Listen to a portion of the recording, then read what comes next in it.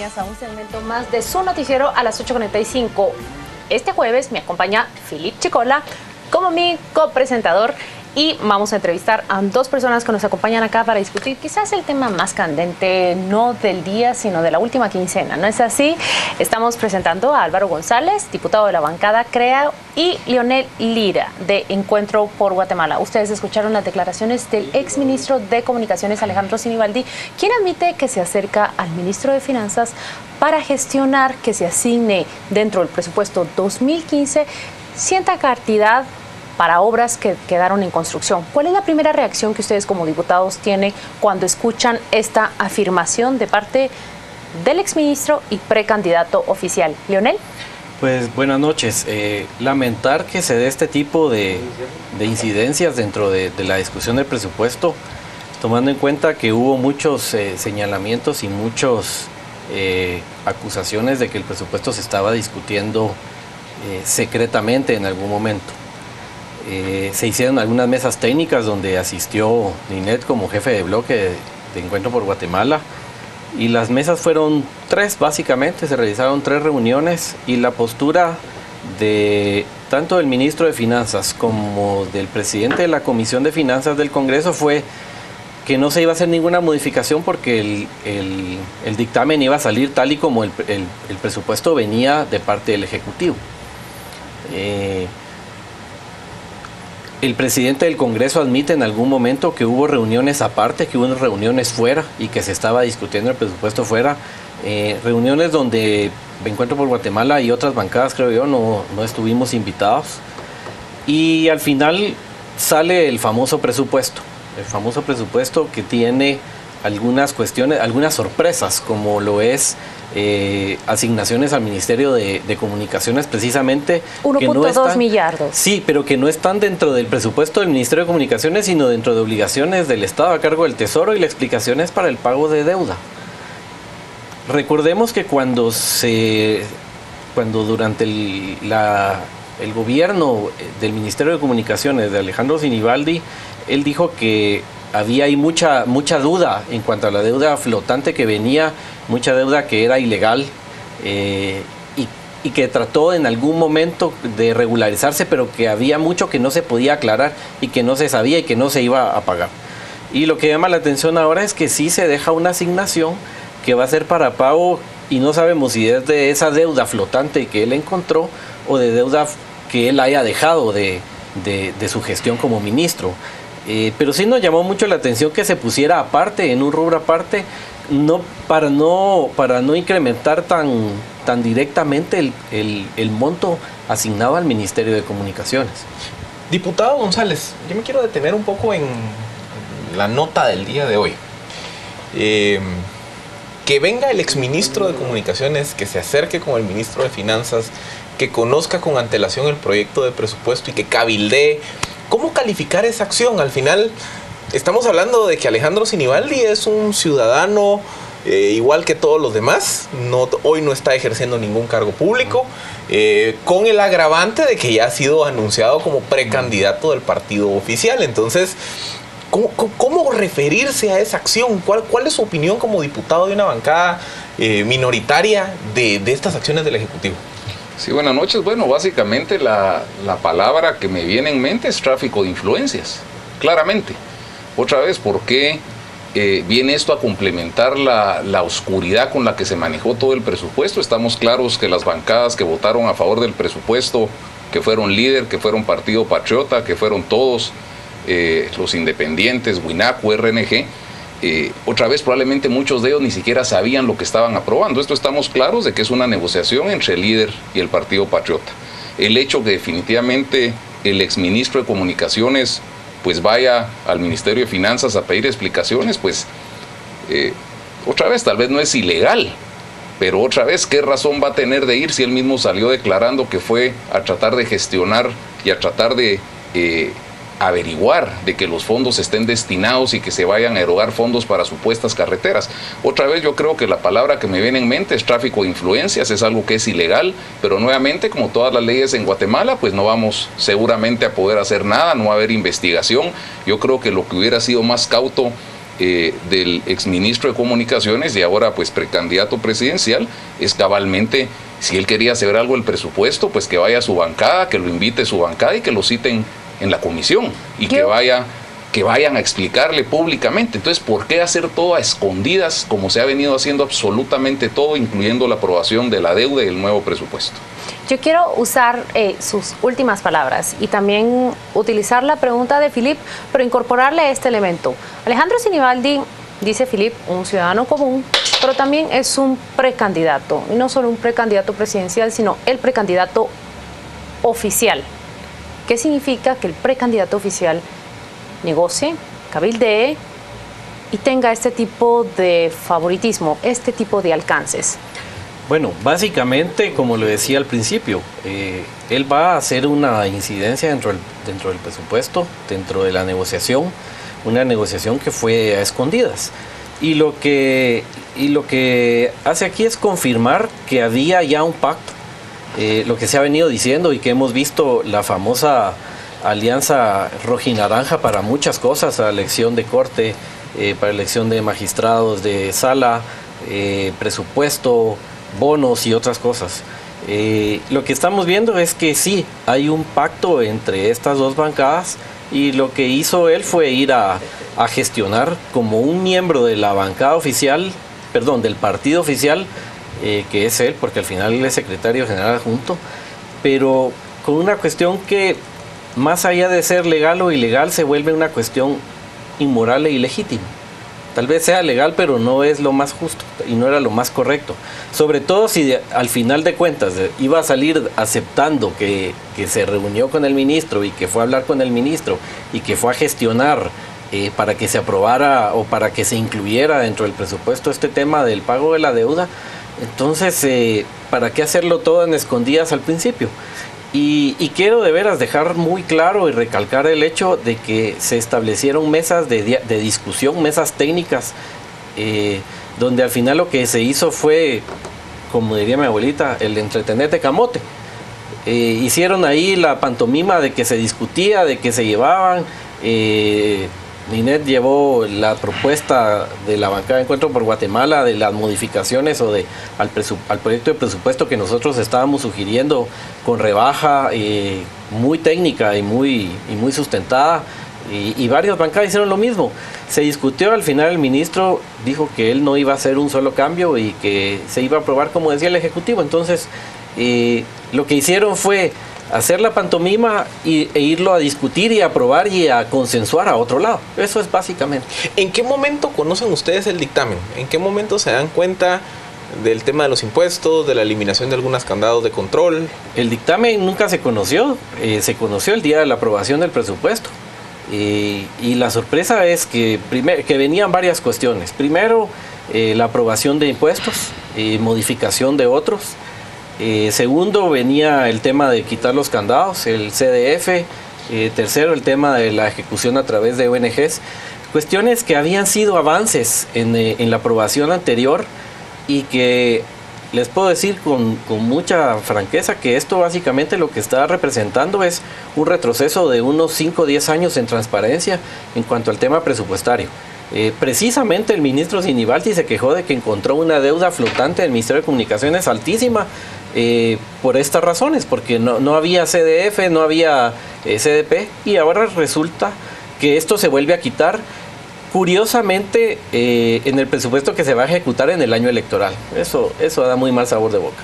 Sandra Torres declaró en una entrevista publicada en esta semana que el presupuesto 2015 de Guatemala tiene nombres y apellidos. Dijo Otto Pérez Molina, Manuel Valdizón y Alejandro Sinibaldi. Apenas 3 o 2 días después, el viceministro admite ante la bancada de la UNE que en efecto existió la opinión y la intercesión de Alejandro Sinibaldi en la preparación de este presupuesto. La respuesta del viceministro ha sido que es normal que un ciudadano común se acerque al ministro de Finanzas para discutir sobre este proyecto. ¿Cómo le sientan a usted esas declaraciones? Otra vez, eso es un tema que claramente evidencia lo opaco de todo el tema del presupuesto. O sea, no es normal que cualquier ciudadano lo reciba el ministro de Finanzas. Ya quisiera yo que a mi mamá la reciba el ministro mañana si le pide una cita, definitivamente que no lo va a hacer. Él claramente fue a gestionar temas del Ministerio de Comunicaciones, ya no siendo ministro de Comunicaciones, lo que es tráfico de influencias otra vez, y definitivamente la contestación del ministro de Finanzas, pues claramente también se ve que es algo que lo dijo casi que por salir del paso, porque no es normal que esto suceda. Yo es primera vez que lo escucho, él ya no es ministro de Comunicaciones, es candidato presidencial, y el hecho que haya ido a interceder en la elaboración de un presupuesto, solo imagínese que nosotros como diputados lo conocimos 10 minutos antes de la aprobación. ¿Cómo va a ser que él ya tenía totalmente definido el presupuesto? Y realmente este presupuesto no se hizo a la carrera, es un presupuesto que está muy bien mal hecho, o sea, no se hizo a la carrera, o sea, claramente el mismo título del decreto ley que salió publicado en el Diario Oficial, inclusive se protegió para que los impuestos no fueran parte del presupuesto, para que muchas cosas, está bien hecho, es algo que estuvo bien pensado, no se hizo a la carrera. No es improvisado. No, nosotros, como muy bien decía el diputado Lira, yo también fui parte de las mesas técnicas, se hicieron propuestas, honestamente no era sorpresa que esto iba a pasar, esto ya había pasado en otras ocasiones, como la misma actualización tributaria, en otro tipo de discusiones, ya sabíamos que esto iba a pasar, pero otra vez no nos quedaba otra que hacer el esfuerzo, tratar de evidenciar en el Pleno cuál era nuestra posición, y otra vez tenemos un presupuesto deficitario tremendamente, sin candados, donde eliminaron normas de transparencia, donde crearon nuevos impuestos, donde la SAT ahora dice que no sabe cómo los va a recaudar, donde el mismo Ministerio de Finanzas sale diciendo que todavía para ellos es una sorpresa qué va a pasar. O sea, eso es de veras, es ridículo la forma en la que se hizo este presupuesto. Viendo, diputado Lira, cómo el problema de la aprobación del presupuesto 2015 al final termina siendo parte de un conjunto de acciones cuestionables en la forma como ha actuado el legislativo. ¿Cómo evaluar entonces qué rol tienen ahora órganos del Congreso como las comisiones de trabajo, en este caso la Comisión de Finanzas, la Jefatura de Bloques, la instancia de jefes de bloques? O sea, esas figuras institucionalmente reconocidas que deberían de ser las que lleven a cabo el proceso de discusión técnica, la negociación política, el cabildeo, hoy estamos viendo que no son los actores centrales dentro de los procesos de aprobación legislativo. ¿Qué impacto tiene esto hacia un futuro en la institucionalidad del Congreso? Lo que pasa es que, por ejemplo, la instancia de jefes de bloque ha venido siendo marginada desde hace mucho tiempo, desde incluso le podría decir que un par de años atrás ha venido siendo marginada y cada vez se le toma menos en cuenta. Incluso las reuniones que se hacen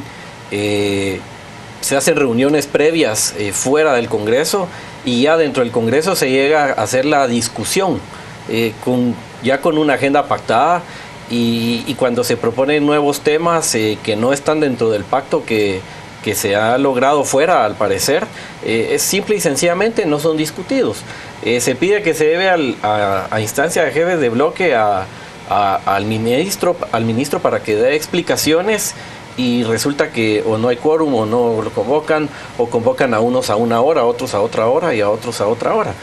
Por ejemplo, el tema de la Comisión de Finanzas, llevamos 9 años, si no estoy mal, desde que se hizo la última aprobación o improbación de la ejecución presupuestaria.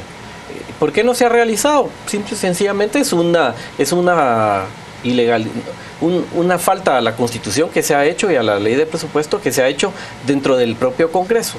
Entonces, lamentablemente se ha ido marginando a la instancia de jefes de bloque, se ha marginado la Comisión de Finanzas, como es tradición, siempre es parte del partido oficial, y entonces pues obviamente entre ellos no va a haber ese tipo de fiscalización o algo. Lo que queda aquí es la fiscalización que hacemos las bancadas de oposición, la fiscalización seria, por supuesto, que hacemos, y no nos queda más que seguir denunciando, tanto públicamente como en las instancias que deba ser correspondiente, cuando haya violación o cuando haya que encontremos nosotros anomalías en la ejecución del presupuesto. Hay un tema que ninguno de ustedes dos menciona, pero que sus colegas lo han denunciado desde el propio Congreso o desde otros foros públicos.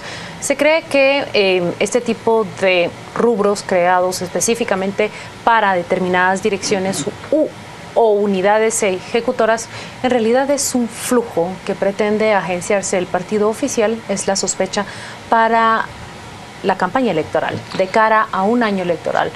¿No mencionan ustedes esto acá cuando se señala directamente y se admite que el precandidato oficial se acerca hacia un ministro de Finanzas para negociar estos 1.9 millardos? ¿Es así?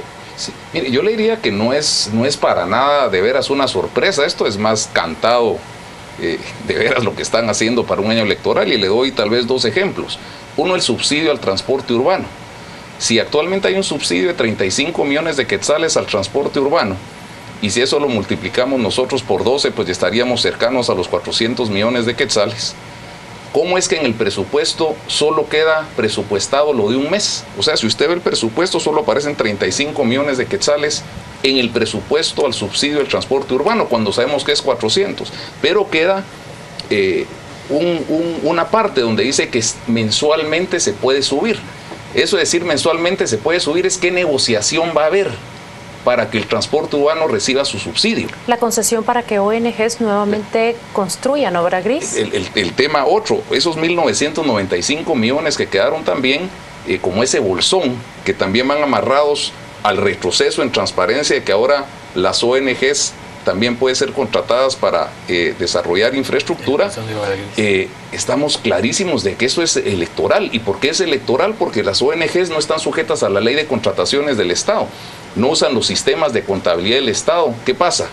¿A qué me refiero con esto? Que cualquier ministerio que hace una carretera, por ejemplo, sube el concurso a Guatecompras, se le da un número de orden de Guatecompras que se llama NOV, y con eso se le puede ir desembolsando parcialmente de acuerdo a los avances. Las ONG se les desembolsa el 100% de una vez del valor de la obra, y aunque ellos están, entre comillas, obligados a subir eso a Guatecompras, usted no lo encuentra y no lo suben porque no hay ni siquiera sanciones adecuadas para que las ONGs de alguna forma sean transparentes en el gasto. Eso lo vemos no solo en ONGs, lo vemos nosotros en fideicomisos, y otra vez, donde usted le pasan el 100% del recurso y usted no lo publica en Guatecompras y no está sujeto a ninguna ley de contrataciones, pues eso definitivamente, en otras palabras, es dinero que se va a utilizar para campaña. Si sumamos a esto que hay un incremento significativo en el rubro de aporte a municipalidades y aporte a municipalidades por IVA Paz, ¿ven ustedes un esfuerzo por querer canalizar recursos a las clientelas locales? O si tuviéramos que hacer un tablero de hacia dónde es que el partido oficial, o por dónde es que el partido oficial o los partidos que negociaron la aprobación del presupuesto quiere direccionar los recursos para sacarlos de ahí para la campaña, ¿dónde estaría la porosidad? Las ONG son uno, pero ¿hay algún otro vector por donde veamos una fuente de financiamiento? Realmente son varios los hoyos que tiene este presupuesto. El tema de las ONGs es uno de los principales, sobre todo porque la mayoría de ONGs no ejecutan, sino la mayoría de ONGs lo que hacen es que son adjudicadas y subcontratan, o sea, tercerizan. Vemos otros rubros del presupuesto que fueron disminuidos, el tema de gasto social, el transporte, el subsidio al transporte. Ministerio de Gobernación. Por ejemplo, el subsidio al transporte para personas de la tercera edad, el bono de educación, todo eso fue arrasado, básicamente fue eliminado y fue trasladado hacia otros rubros. El tema de las municipalidades, pero sobre todo, donde yo veo que puede haber mucha porosidad es en el tema de la ejecución de determinados rubros de gasto. Por ejemplo, en septiembre ocurrió un gasto muy peculiar, que se gastaron alrededor de 4 millones de quetzales entre alimentación y playeras en el Ministerio de Agricultura, en el Ministerio de Educación, en el Ministerio de Desarrollo, en la SAAS y otros. 4 millones en un mes, entre alimentación, playeras y gorras y viseras. ¿Qué pasó en septiembre? ¿Qué evento hubo en septiembre para que se diera este gasto tan alto? Entonces por ahí polémico lanzamiento del precandidato, ¿no? Sí, entonces por ahí puede ser que vaya el gasto para el próximo año. Vamos a ver que ministerios que no tienen mayor gasto por ejemplo en playeras o en utensilios deportivos o en alimentación, vamos a ver que sus rubros de gasto van a ir creciendo porque van a servir para drenar, para ir pagando mitines y pagando otras cuestiones de campaña. Todo parece la desesperanza, pero quizás la pregunta es ¿qué queda? ¿Cómo pretenden las bancadas suyas, que son de oposición, practicar o ejercer el poder y la facultad de fiscalización sobre un presupuesto diseñado de tal manera que no garantiza ni control, ni gestión, ni transparencia en el gasto? Bueno, yo tal vez diría que como bancada y como diputado también tenemos que ver dos enfoques. Uno, aquí hemos hablado nosotros solo de los egresos, y cierto que es a través de los egresos en donde nosotros vemos la mayor fuente de corrupción. Pero el problema real que tiene Guatemala no es el egreso, es el ingreso. Y tal vez voy a repetir las palabras que el mismo superintendente de Administración Tributaria dijo: por cada quetzal que se recauda, se va de otro. ¿Qué quiere decir? Que de 24.000 millones de quetzales de IVA, se evaden 24.000. De 18.000 millones de quetzales de ISR, se evaden 18.000. Y pensemos que se evaden otros 10.000 o 12.000 en aduanas, estamos nosotros cerca de los 50.000 millones de quetzales de evasión. Entonces, ¿cuál es el verdadero problema? ¿Evitar que se corrompan 5.000 o 6.000 millones, o ver cómo recaudamos nosotros 50.000 millones de quetzales más que están ahí? Y eso es lo que realmente va a sacar a Guatemala adelante. En el caso de nosotros, lógicamente, nuestra función de fiscalización, de presión a la Contraloría General de Cuentas, pero más iríamos nosotros enfocados inclusive sobre el fortalecimiento, sobre la fiscalización a la SAT, sobre forzar a la SAT a que haga las evaluaciones no a fin de año como las hace, sino cuatrimestralmente, para ir ajustando el presupuesto y evitar estos problemas de flujo de caja pues que tenemos nosotros año con año. ¿Cuánto trabajo les espera a los diputados para el 2015? Nosotros hemos llegado al final de ese segmento, pero por favor permanezca con nosotros, que aún tenemos una charla más esta noche.